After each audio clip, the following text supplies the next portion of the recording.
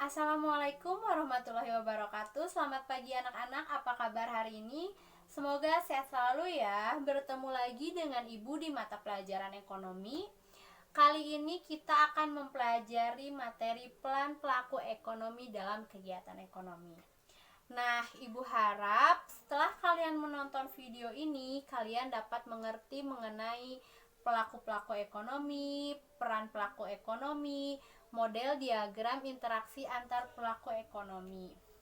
Nah, yang pertama ada pelaku-pelaku ekonomi. Pelaku-pelaku ekonomi terbagi menjadi 4. Ada rumah tangga keluarga atau konsumen, rumah tangga produsen, pemerintah, serta masyarakat luar negeri. Yang pertama ada rumah tangga keluarga atau rumah tangga konsumen.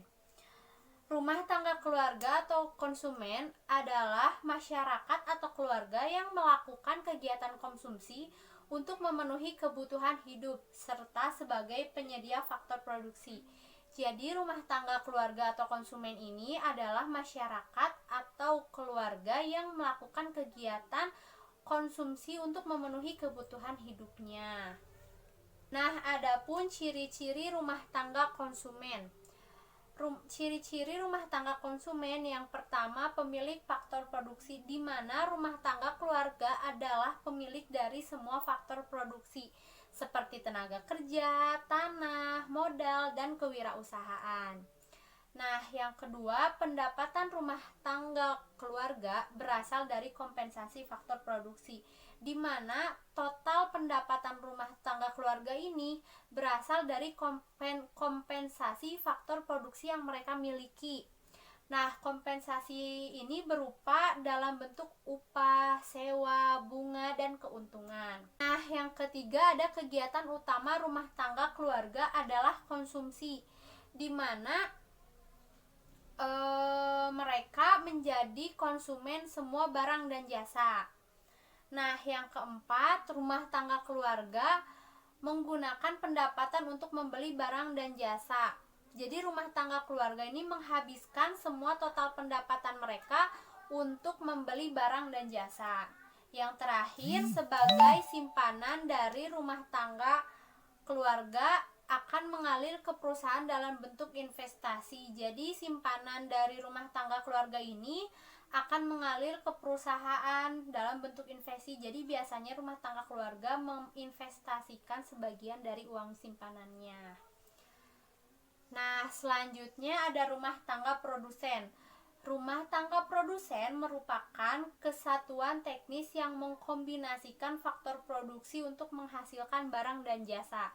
Jadi rumah tangga konsumen ini merupakan faktor produksi untuk menghasilkan barang dan jasa. Nah, yang selanjutnya ada karakteristik rumah tangga produsen. Yang pertama, rumah tangga produsen tidak memiliki sumber daya sendiri. Yang kedua, rumah tangga produsen menyewa faktor-faktor produksi seperti tanah, tenaga kerja, modal dari rumah tangga keluarga. Yang ketiga, rumah tangga produsen menggunakan faktor produksi dan melakukan kegiatan produksi. Yang keempat, rumah tangga produsen membayar pajak kepada pemerintah.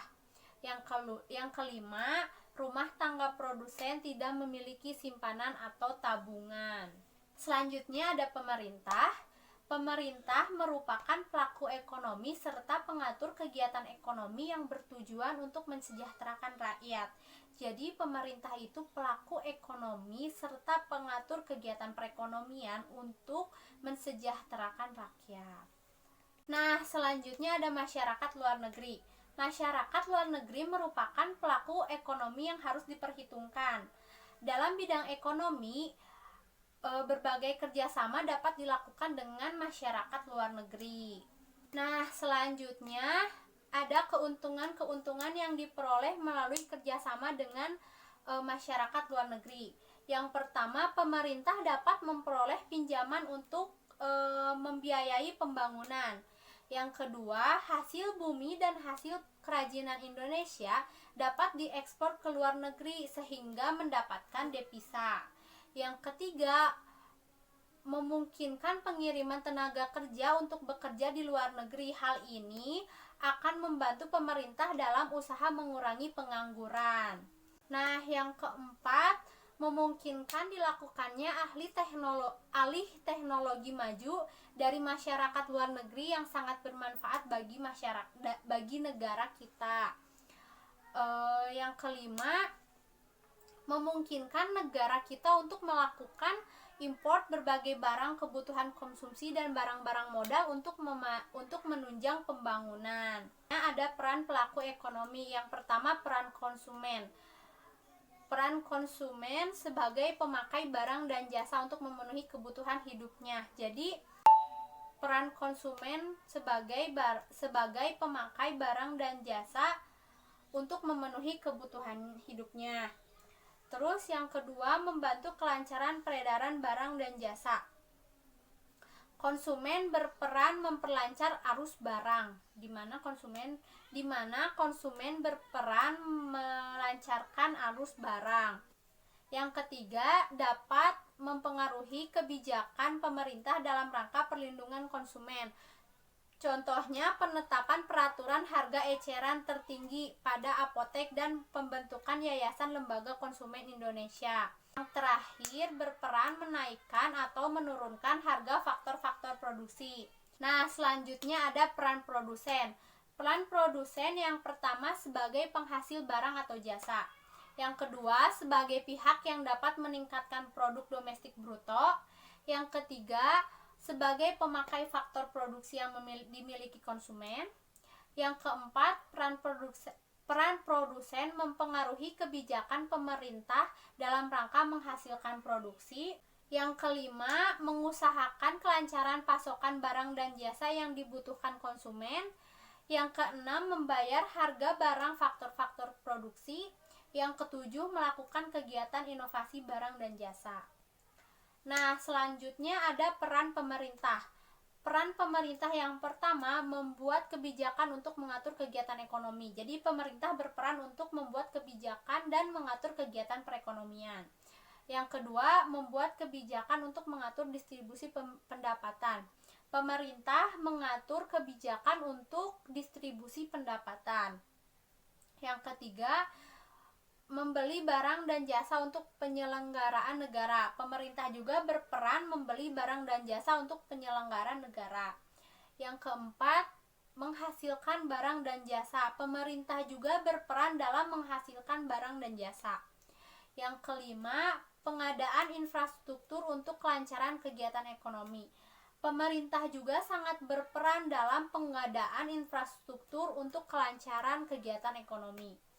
Yang keenam, menyediakan barang-barang publik. Pemerintah berperan untuk menyediakan barang-barang publik. Yang ketujuh, kegiatan bantuan dan subsidi bagi masyarakat. Pemerintah berperan untuk kegiatan bantuan dan subsidi bagi masyarakat. Nah, yang terakhir, peran masyarakat luar negeri. Yang peran masyarakat luar negeri ini di mana tempat mengekspor barang dan jasa. Masyarakat luar negeri berperan untuk mengekspor barang dan jasa. Yang kedua, memberi pinjaman bagi RTP dan pemerintah, di mana peran masyarakat luar negeri juga berperan untuk memberikan pinjaman bagi rumah tangga, bagi RTP dan pemerintah. Yang ketiga, peran masyarakat luar negeri juga tempat mengimpor barang dan jasa. Jadi masyarakat luar negeri juga berperan untuk mengimpor barang dan jasa. Yang keempat, peran masyarakat luar negeri yaitu menampung tenaga kerja. Masyarakat luar negeri juga berperan dalam menampung tenaga kerja. Yang kelima, memberi sumbangan ketika terjadi bencana alam. Nah, selanjutnya ada model diagram interaksi antar pelaku ekonomi atau circular flow diagram. Yang pertama ada model diagram dua sektor, di mana rumah tangga memperoleh barang dan jasa dengan cara membeli produk dari rumah tangga produsen. Transaksi tersebut menyebabkan terjadinya arus barang dan jasa dari perusahaan ke rumah tangga keluarga melalui pasar, sehingga menimbulkan arus uang dari rumah tangga konsumen atau keluarga ke produsen untuk membayar barang dan jasa yang didapatkannya. Nah, diagram ini disebut model diagram 2 sektor. Nah, selanjutnya ada model diagram 3 sektor, di mana dalam perekonomian 3 sektor ini pemerintah ikut serta dalam kegiatan ekonomi dengan mengadakan berbagai macam transaksi. Transaksi ini dilakukan dengan rumah tangga konsumen dan rumah tangga produsen. Pemerintah dalam melaksanakan tugasnya memerlukan faktor produksi serta macam-macam barang dan jasa yang harus dibayar. Hal ini disebut pengeluaran pemerintah, yaitu government expenditure. Nah, selanjutnya ada diagram 4 sektor, di mana hubungan ekonomi suatu negara dijalin dengan hubungan ekonomi suatu negara lain yang menimbulkan arus barang dan jasa di dalam negeri ke luar negeri. Arus barang ini menimbulkan arus uang dari luar negeri ke dalam negeri dan dibayar menggunakan valuta asing. Nah, sekian pembahasan dari Ibu. Jika ada yang masih belum mengerti dan ada yang mau ditanyakan, boleh ditanyakan melalui forum diskusi yang ada di web Sekolahan ID atau melalui WhatsApp. Terima kasih atas perhatiannya. Wassalamualaikum warahmatullahi wabarakatuh.